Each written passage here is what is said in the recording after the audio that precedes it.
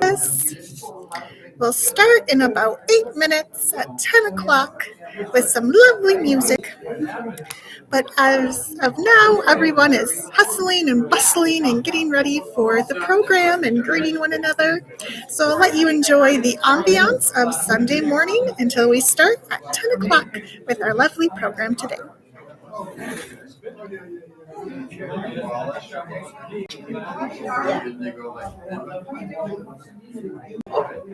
Maybe I had to take your shoe off. You did that already. That's really ADD when you can't listen to them. You gotta look them right in the eye when they're talking. Keep your attention.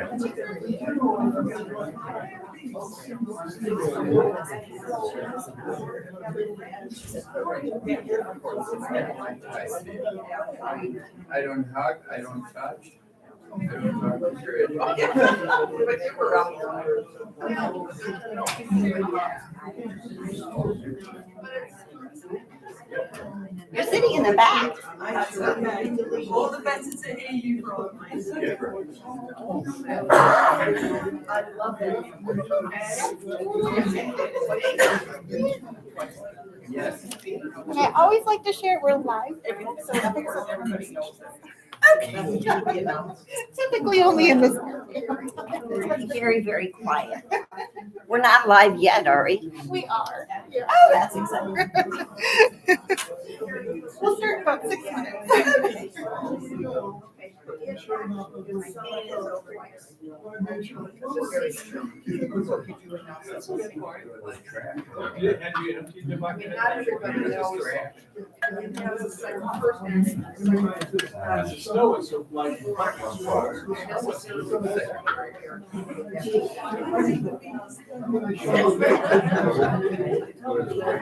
Yay! How are you? Good.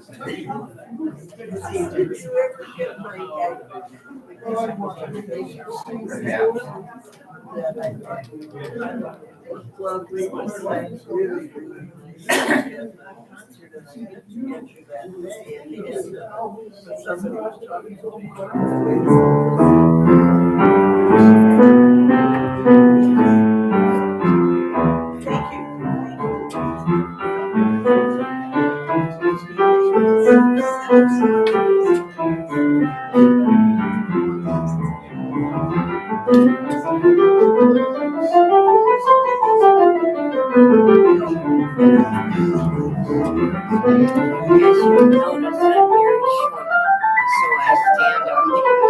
But I'll make sure it's out of your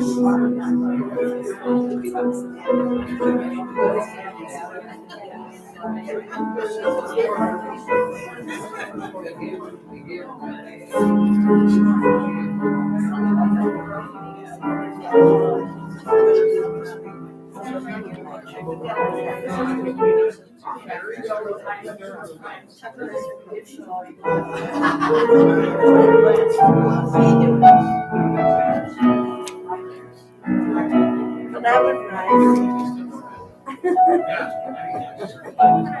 Did you know she was coming?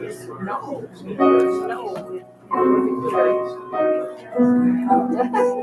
How nice.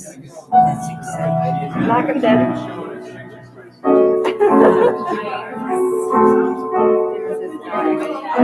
Graduate school class. He was moving over from Wisconsin to Berkeley. His promotion Nick says, knock him dead. And he responds, I will. Oh, not modest. What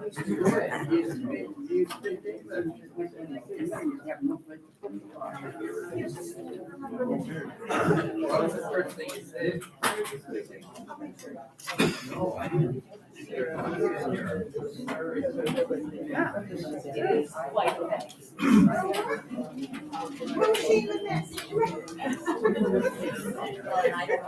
I am, but it's okay. Here's how they handle a meter in Mexico. No cover. No cover.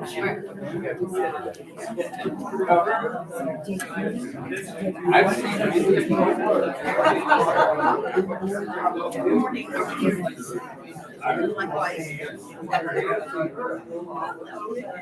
Just had my sister in mind. And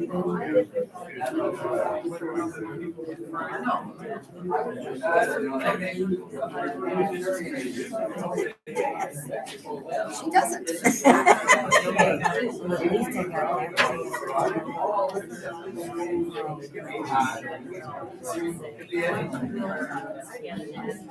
whatever color wire they have. I would. I'm just going over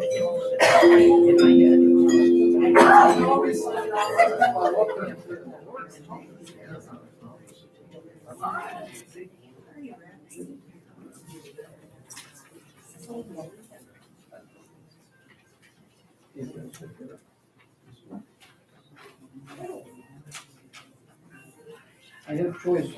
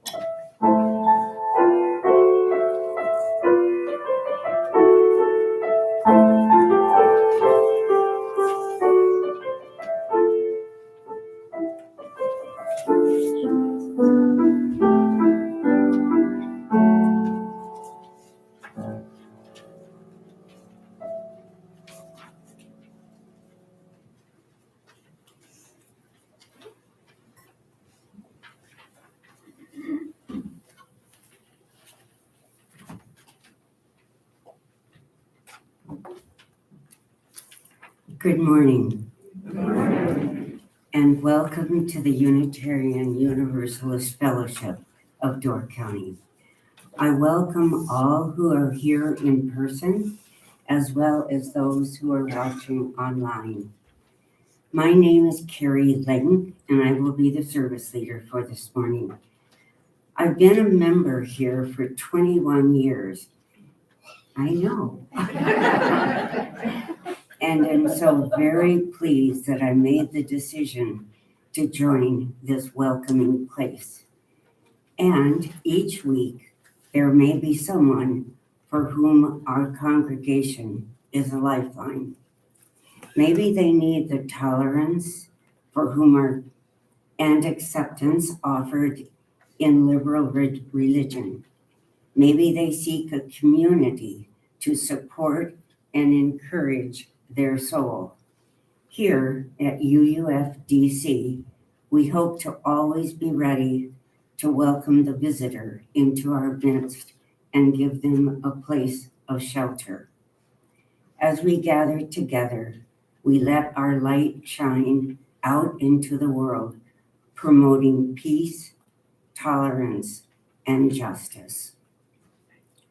So, again, welcome, and please silence any cell phones that might be turned on so that we could enjoy this time together.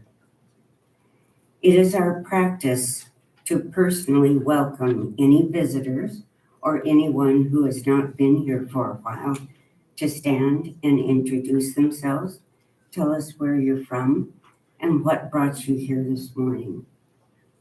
Any visitors? Good morning. David and Helen from Hamilton. We were visiting for the weekend and learned that the daughter would be speaking, so we decided to call in.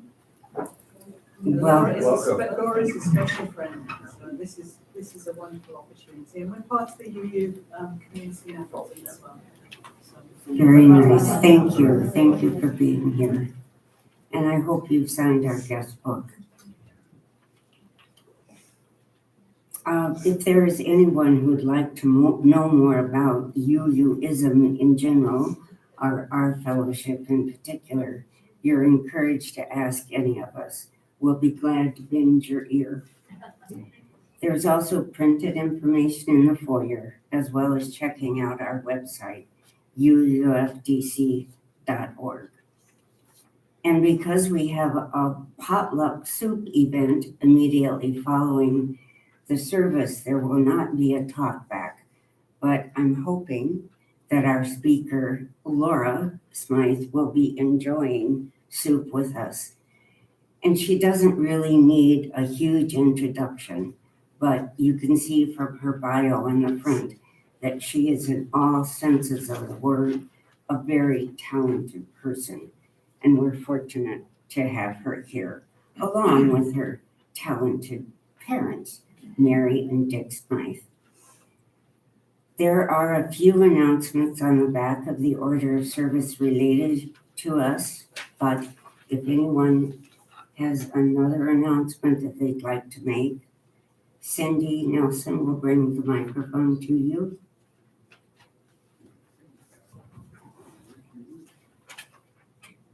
Good morning, Anna Knapp here. In case you're wondering, it is almost Girl Scout cookie season, and pretty much any Saturday or Sunday at the Piggly Wiggly here in Sister Bay, you can find a cookie booth. Ellie's cookie booth will be the first Saturday if you want to come see her and see how big she's getting, and then Melon's troop will be the Sunday of the first weekend. So come see how big they are. Well, maybe I should say old. They're not big. They're old. Older.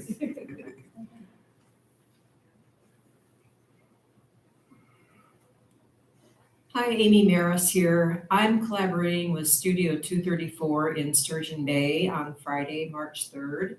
We're going to have a drum circle, some music, movement, qigong, all kinds of things with Andrea Nicolopoulos and Jennifer Aldrich. So it's from 7 to 9 and it's 234 North 3rd Avenue on Friday. Hope to see you guys. Thank you.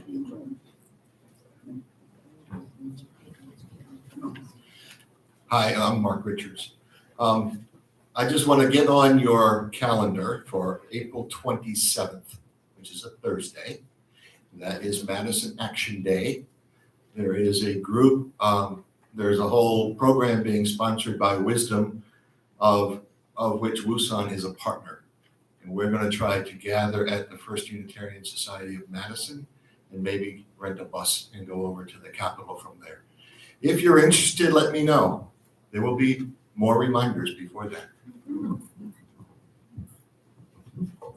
Lindley's fourth and final reminder about games in February.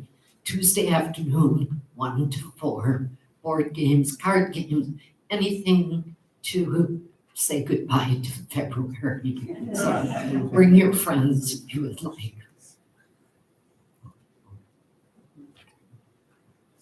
And if you all can smell that aroma in the air, we have some gifts of delicious soup to enjoy in the gathering room and tasty things to munch on. As you can see, there is a place settings in the gathering room. Also in our intergenerational classroom, there's place settings. And way back in our meeting room, we have a table, and we'll convert some tables for seating up in our lobby. So I just want to make sure you know there's room for all of you, and we're so grateful that you joined us today. Thank you, Sarah. It smells good.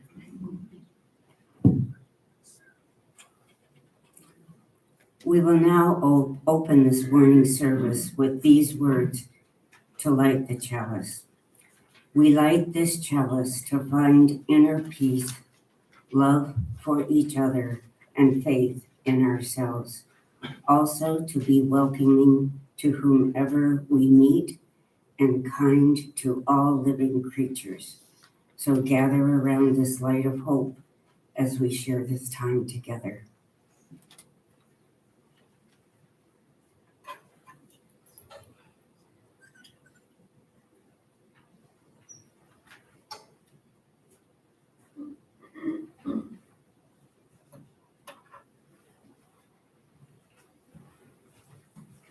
Please rise as you are able in body or spirit to recite the unison affirmation followed by the doxology. We gather together to seek knowledge and wisdom, to explore freely the vast reaches of mind and spirit, to celebrate within a caring community those truths, ancient and modern, which give meaning and direction to our lives.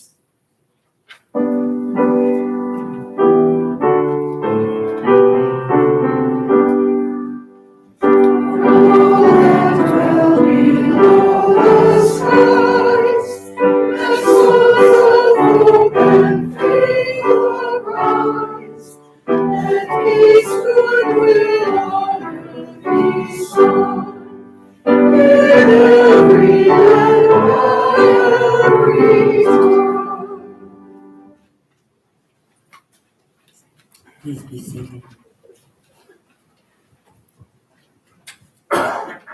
This is a time in our service when we have the opportunity to share a particular joy we have had or a sadness we have experienced. And please remember that our service is live, so please only share something that for which you have had that person's permission. And again, Cindy will bring the microphone to you. Well, good morning. So glad to be back. Ken and I got back 2 or 3 nights ago after a red eye from Guadalajara. But what I really want to do is give you greetings from a little fellowship in Ajijic, Mexico. I was at their service last Sunday, and it was really quite interesting. They're smaller than us. They do not have their own building, but they do have a part-time minister. So we're glad to be back.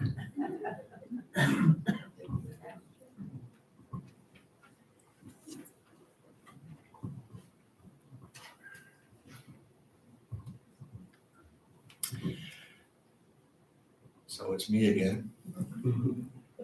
Just to lift up and acknowledge that last weekend there were 10 mass shootings in our country, affecting over 40 victims.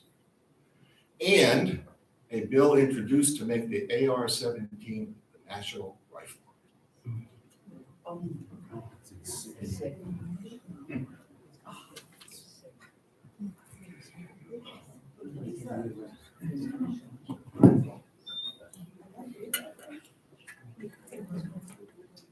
We will now have this morning's offering. May it help us practice Unitarian Universalism within and beyond our congregation as tools to empower our mission.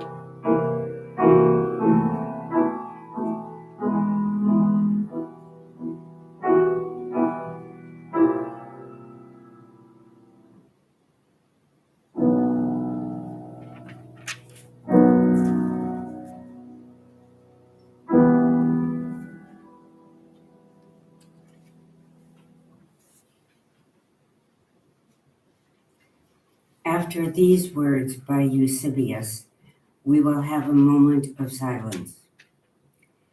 May I be no one's enemy, and may I be the friend of that which is eternal and abides.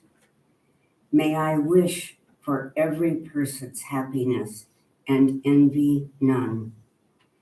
May I never rejoice in the ill fortune of one who has wronged me. May I, to the extent of my power, give needful help to all who are in want. May I never fail a friend. May I respect myself.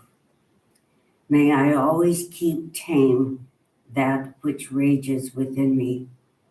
May I accustom myself to be gentle and never angry with others because of circumstances. May I know good people and follow in their footsteps.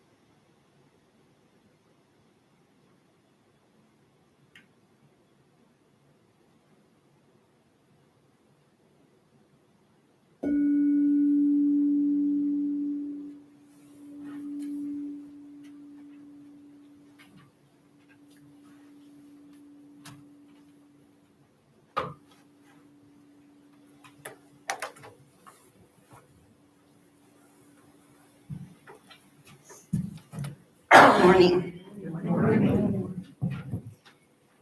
This poem is by Maya Angelou, and it's titled Weekend Glory. Some clickety folks don't know the facts. posing and preening and putting on acts, stretching their backs. They move into condos up over the ranks, pawn their soul to the local banks, buying big cars they can't afford, riding around town, acting bored. If they want to learn how to live life right, they ought to study me on Saturday night. My job at the plant ain't the biggest bet, but I pay my bills and stay out of debt. I get my hair done for my own self's sake, so I don't have to pick and I don't have to rake. Take the church money out and head across town to my friend girl's house, where we plan our round. We meet our men and we go to a joint where the music is blue and to the point. Folks write about me. They just can't see how I work all week at the factory and then get spruced up and laugh and dance and turn away from worry with sassy glance. They accuse me of living from day to day, but who are they kidding? So are they. My life ain't heaven, but it sure ain't hell. I'm not on top, but I call it swell. If I'm able to work and get paid right and have the luck to be black on a Saturday night.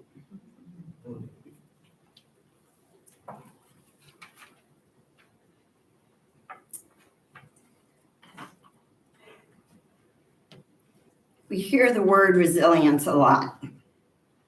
Certainly it feels like a salient goal in light of all the unasked for, unwanted, and numerous changes that have happened to us and the flexibility that has been demanded of us given the global pandemic, the challenged health of our environment, and the remarkable state of politics in our country and across the world.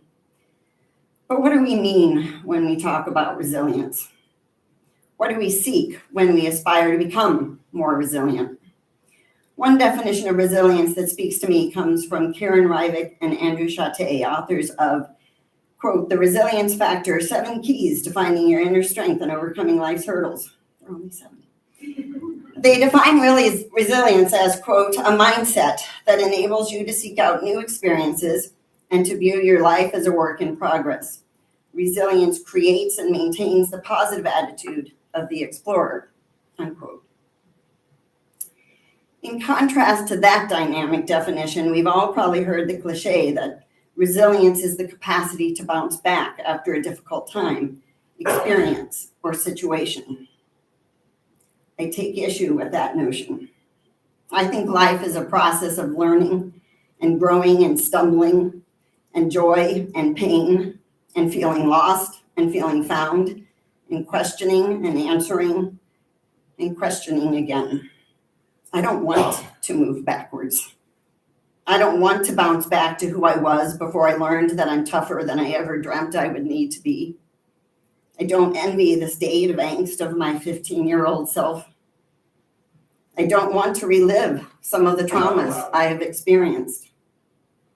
I cannot fathom undoing the wisdom I have learned, nor unfeeling the very real grief which shadows many of my days, but also contextualizes and enriches so many of my experiences.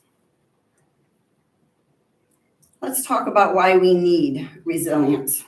Rivik and Chate posit that resilience is useful in 4 different contexts.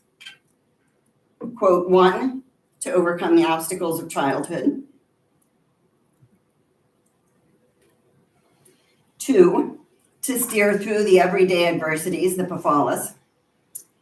3, to find a way to move through a major life-altering event. And then they posit a more proactive use, which is 4, to reach out so that you can achieve all you are capable of. Unquote. Let's reflect on these in turn. Childhood. Many of us are fortunate to have had childhoods in which we felt safe and loved, and many of us have not.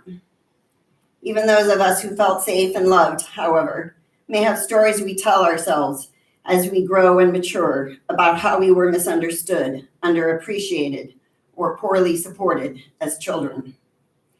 These life stories can and do carry into our adult psyches and personas and inform how we perceive others, their interactions with us, and indeed they impact how we perceive our own opportunities.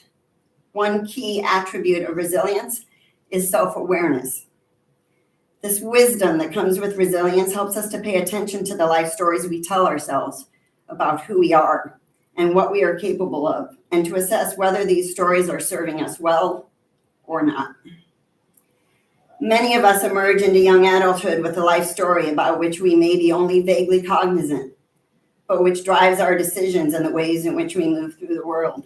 That story might be, it's selfish to think about what you want, or your role is to care for others and put others first, or your love is not enough, or your dreams don't matter, or your dreams aren't the right dreams, or you're just not good enough.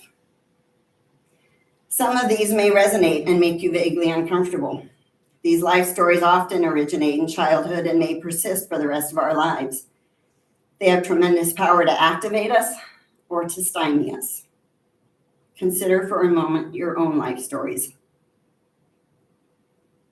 Can you identify them? Who do you tell yourself you are? What limitations have you imposed upon yourself? What injustices that have happened in the past do you allow to shackle your current energy and motivation? We've all heard some variation of this question, but what if you were your own best friend? Nobody else knows as you do what you yearn for, what dreams light the fire within you, or when you need rest, or when you have a bit more to give. Most of us are far more critical of ourselves than we are with our friends. Pause and consider how many of you have gifted your friends during this past week with words of support and love. How many of you have acted with kindness and compassion when your friends disappointed you? How many of you have done the same for yourself? Rick Hansen, author of Resilient, How to Grow an Unshakable Core of Calm, Strength, and Happiness, said something that sparked in me a new resolve. He wrote, quote, "The more influence we have over someone, the more responsibility we have to treat them well. Who is the one person who you can affect the most? It's yourself. If you think of yourself as someone to whom you have a duty of care and kindness, what might change in how you talk to yourself and in how you go about your day?" Unquote. Although I knew this intuitively, and although my dad has repeatedly asked me to take care of myself over the years, and my mom has seen and pointed out the many ways in which I pour out my energy and give it to others, reading these words at that moment hit me in a new way. I considered the many loving texts I had sent just that morning and vowed in 2023 to give myself the equivalent of a supportive and loving text each morning.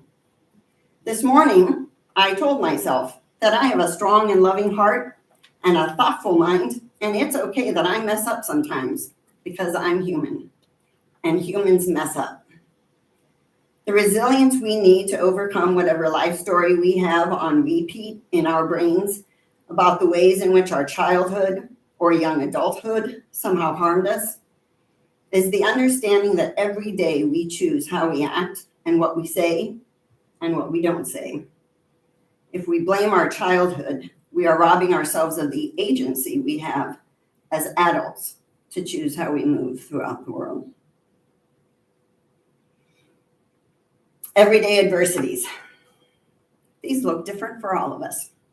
Some days we are completely thrown by a single negative interaction, and other days we have a very difficult series of events we must navigate, and we do so with calm and confidence. What explains this? To some degree, it's as simple as our own health, our quality of sleep and diet, and how confident we felt in the context in which we were challenged.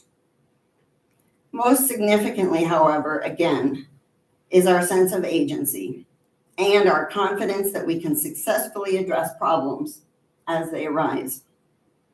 We gain this confidence only through facing adversity and coming out the other side. This confidence does not require that we come out the other side with absolute grace and without scars. Sometimes it is acquired through the act of gracefully responding, and sometimes it is acquired through the act of surviving. The more situations we have that challenge us, and the more often we rise to the challenge, the more likely we are to believe that we have what is required to face the next challenge. We build our sense of self-efficacy, which is another key component of resilience, through small and large wins, however we define those. With every small success and with every large success, we begin to view ourselves as confident and competent problem solvers. As Eric Guyton notes in his book, Resilience, Hard-Won Wisdom for Living a Better Life, quote, people are not great all the time. They perform with greatness. People practice courage. They perform with courage. And then one day, they don't. This does not make them cowards. It makes them human, unquote. This capacity to endure and learn and persevere is not, however, about bouncing back. Rarely do I end a terribly difficult day with the sense that there was any bouncing involved. Sometimes it's a slog. Sometimes it's a win. Sometimes it's mindful and I'm aware during the stressor that it's hard, but doable. Sometimes it's just messy. It's usually hard fought for, and when later that day or the following week I reflect on my actions, I usually recognize that there was room for improvement. And I also now add to the critique the praise for what I did well. I reflect on how I have grown and what I feel good about. I do not ever feel the same at the end of a series of tough days as I did before. I feel as though I have accomplished something which I did not wish to forget or fail to incorporate into who I am now. The term bouncing back suggests that there is an energy we should have and strive for to return from whence we came before the stressors hit. Why on earth would we want to do that? This confidence that we can handle stressful events is not, however, the same as believing we can do anything we set our minds to. We cannot. Instead, this comes from a resilient and realistic appraisal of our own interests, genetic makeup, life circumstances, and skill sets. Our sense of self-efficacy is not blind, but both aspirational and realistic. If I aspired to be a world-class pianist, it is possible that with years of dedication, I could become wonderfully proficient. The fact that I have very small hands, however, will forever limit my stretch to only an octave, which will always prevent me from playing many sophisticated pieces. If I wanted to be a giant, many of us would agree that I appear to be genetically challenged to attain that goal as well. Realistic optimism is key to our confidence and our resilience. None of us can become great at everything. What a boring world it would be if we could. Taking responsibility is also part of resilience. If we decide that we are unhappy, unsuccessful, or resentful, and we blame them for our state of misery, we are failing to consider how we contribute to our own sense of being. People who are resilient do experience failure. Of course they do. They are not always successful. They do, however, also reflect on what they can do differently in order to take some responsibility for the state in which they find themselves. Even if the only thing we can change about our circumstances is our mental state, we always have control over the thoughts we think. Rick Hansen reflects on a quote by Kierkegaard, who wrote, quote, "Many of us pursue pleasure with such breathless haste that we hurry past it," unquote. Hansen goes on to note that, quote, "Taking pleasure is itself an expression of agency. Even in the worst of times, there are opportunities for simple pleasures. A sip of water in a parched mouth, the call of a bird, a memory of kindness, a blade of green grass reaching up through a crack in a dirty sidewalk," unquote. We create an enduring sense of happiness and success by noting the small successes and the small moments of joy, turning them over in our mind and ensuring that we give them the same attention we give to our disappointments and darker days. We take responsibility for the thoughts we think, and we aspire to continue learning and growing, and we celebrate our successes. Major life-altering events. By definition, these events alter us.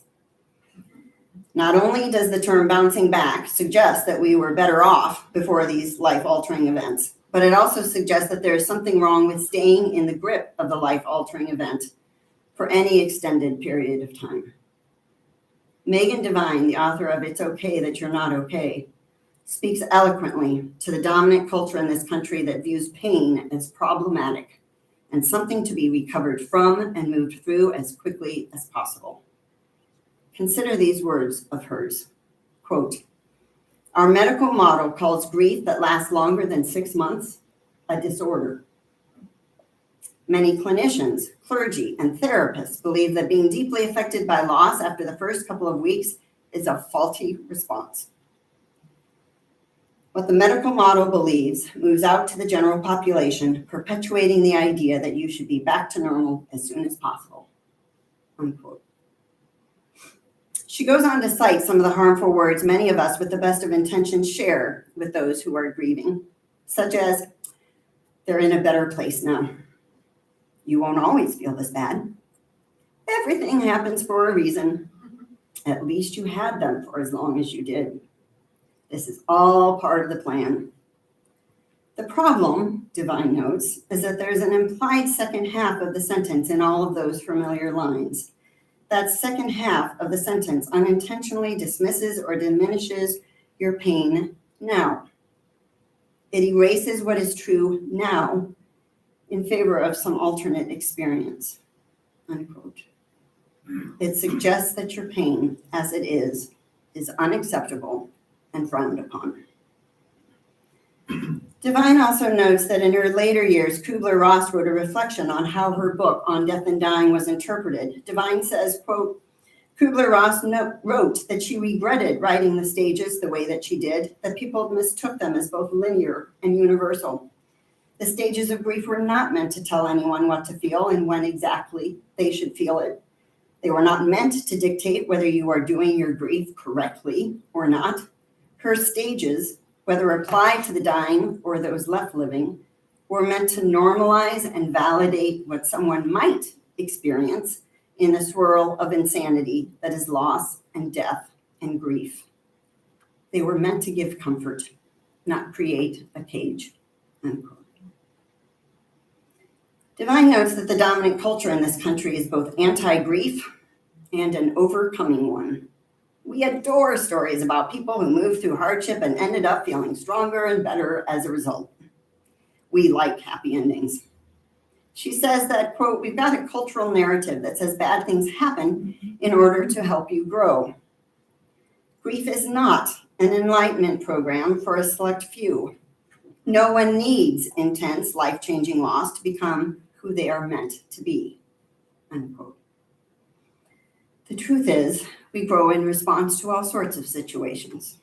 We do not require, nor do we deserve, acute pain in order to self-actualize. There is a difference between constructive stressors and crazy-making grief. Do we learn from grief? Often we do. Do we deserve the grief? No. Should we buy into the implicit messaging that we should embrace the grief as an opportunity for self-improvement? No. Grief hurts, and to suggest that it doesn't is crazy-making. The grief that comes from acute loss cannot ever be balanced by the lessons we learn or the connections we make as a result of experiencing grief. Should we try to move through the grief because it makes others uncomfortable and because our dominant culture tends to shy away from strong emotions? No. Resilience is not about avoidance.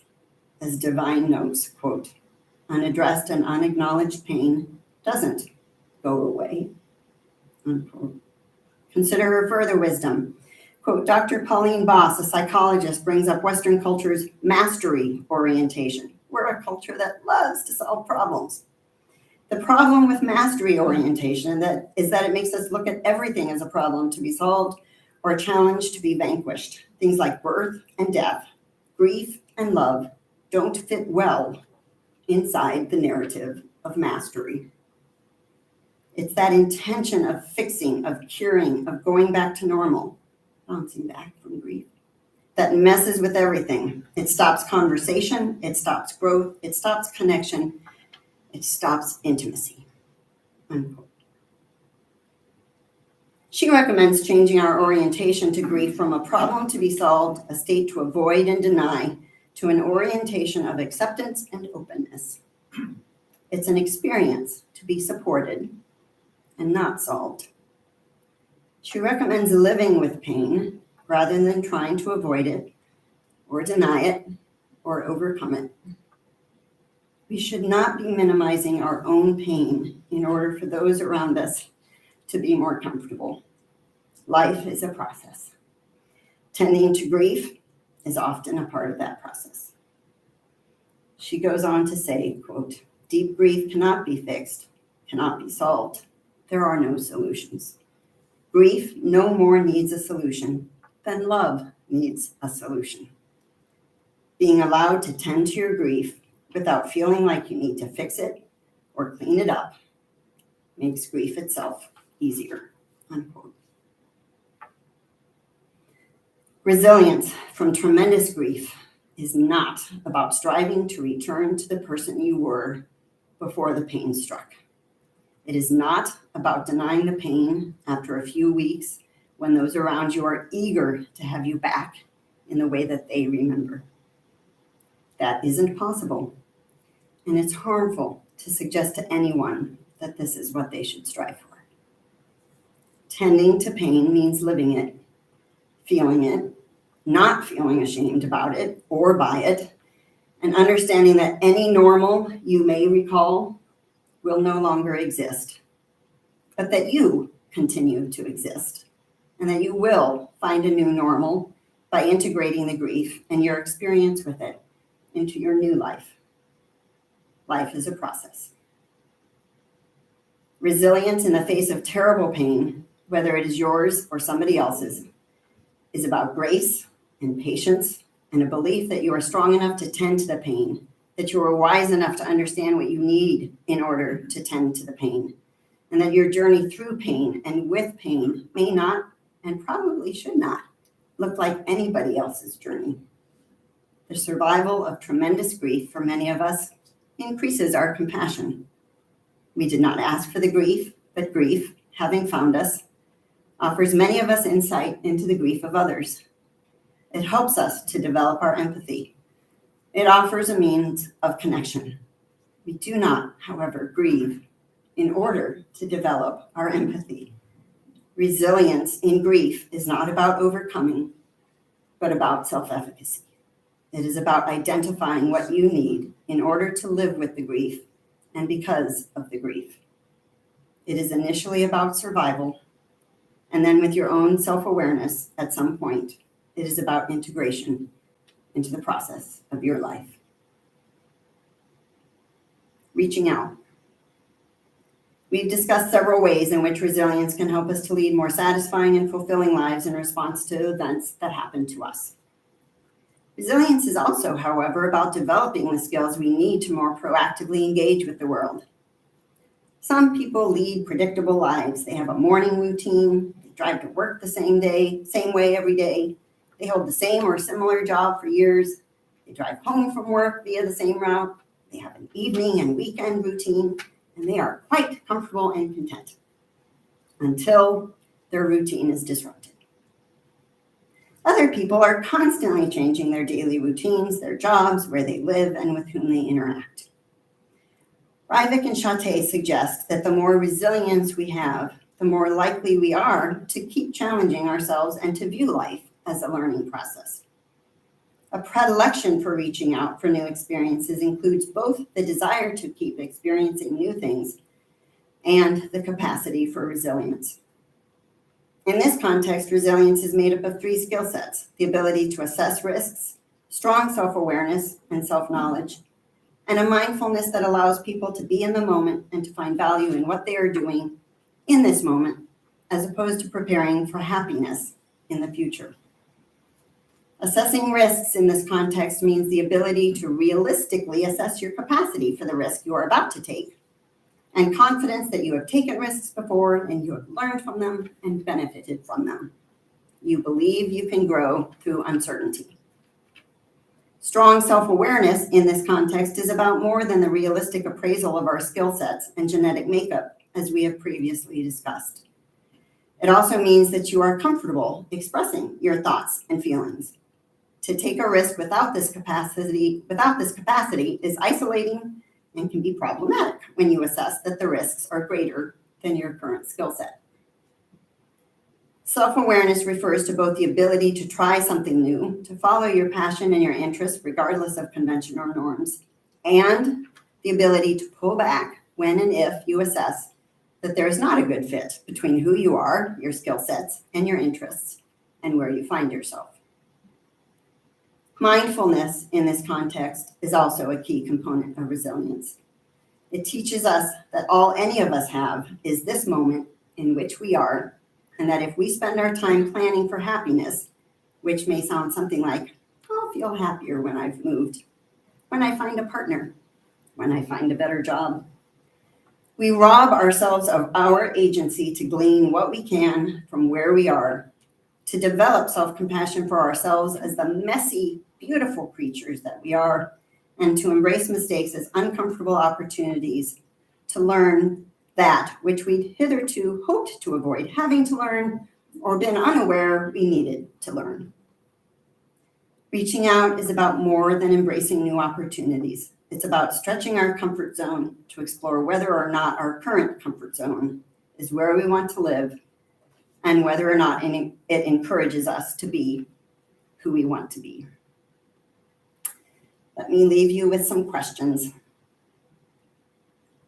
What are the life stories you tell yourself about who you are, who you cannot be, and who you can be, that prevent you from reaching for what you want, or that limit who you think you can aspire to be?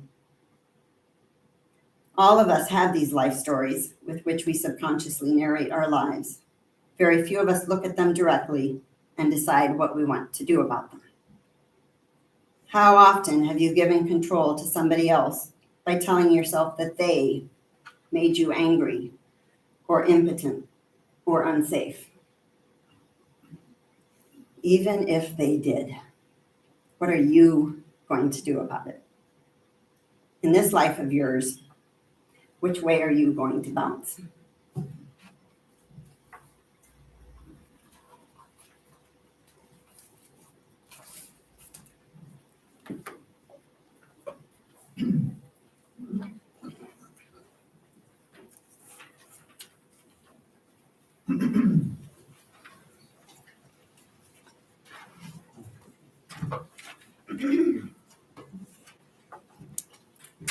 Thank you, Laura. Quite a bit to think about. I do know that I don't want to be a giant.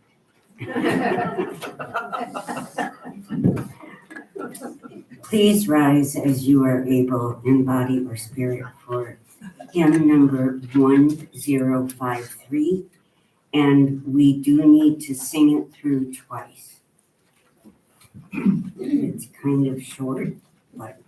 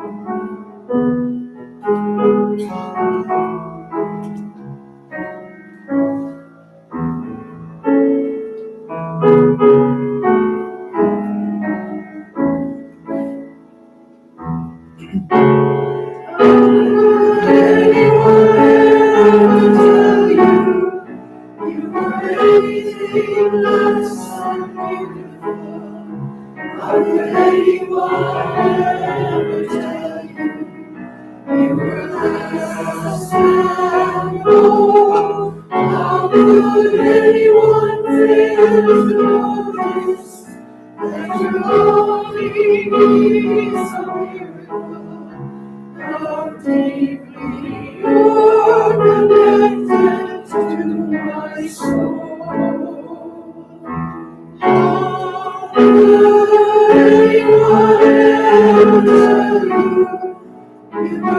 anything less than beautiful. How could anyone ever tell you you were less than gold? How would anyone fail to notice that your loving is so beautiful? How deeply you're connected to my soul.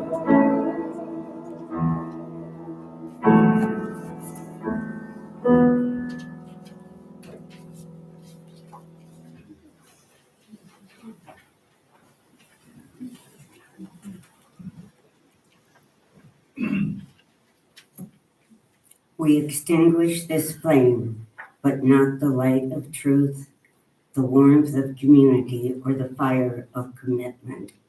These we carry in our hearts until we are together again.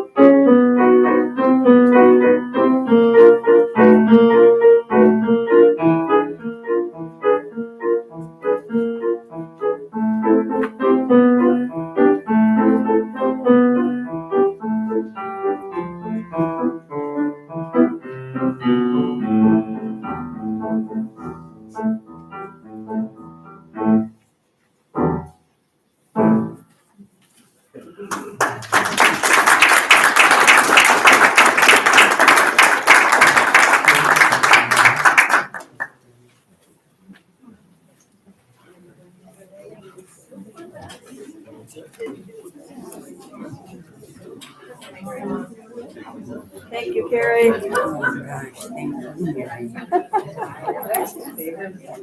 The authors. Megan.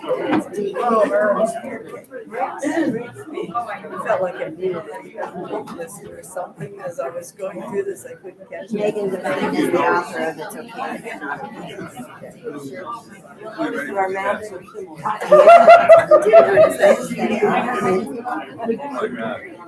When the authors were maps.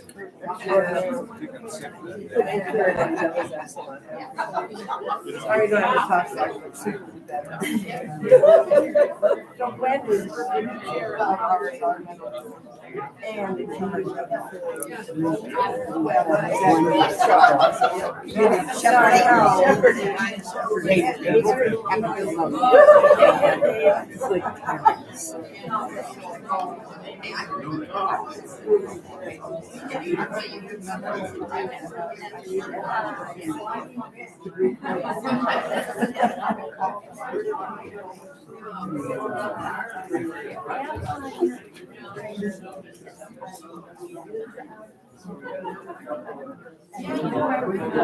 that should be 82. I'm getting there's an advantage to being 82. Better, I think. Always something to learn. There's always another challenge to overcome.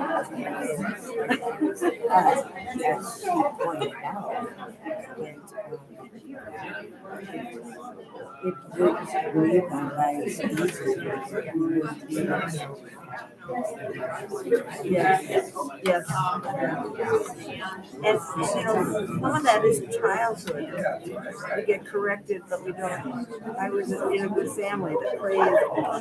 A lot of families are into, this is what's wrong today. And not, this is why I love you today. I read early on that you need to praise people at times to one criticism. Isn't that impressive?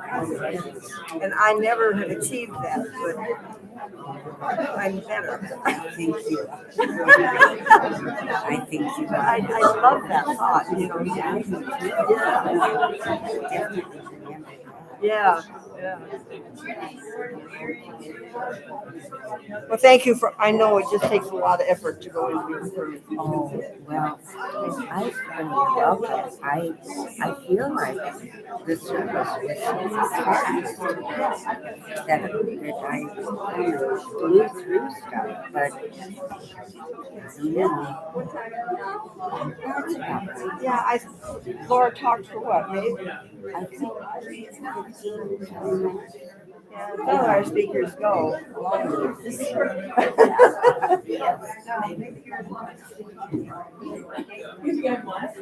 We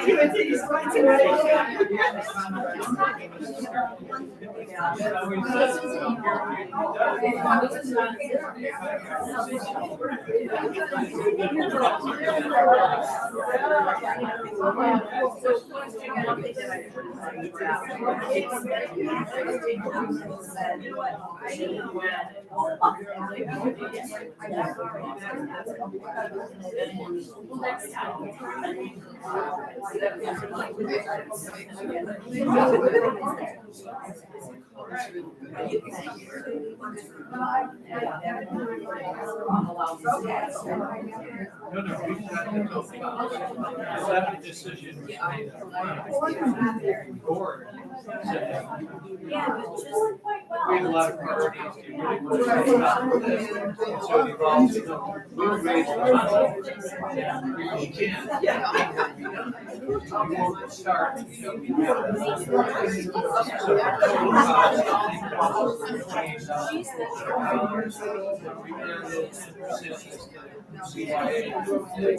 You got some bonus time.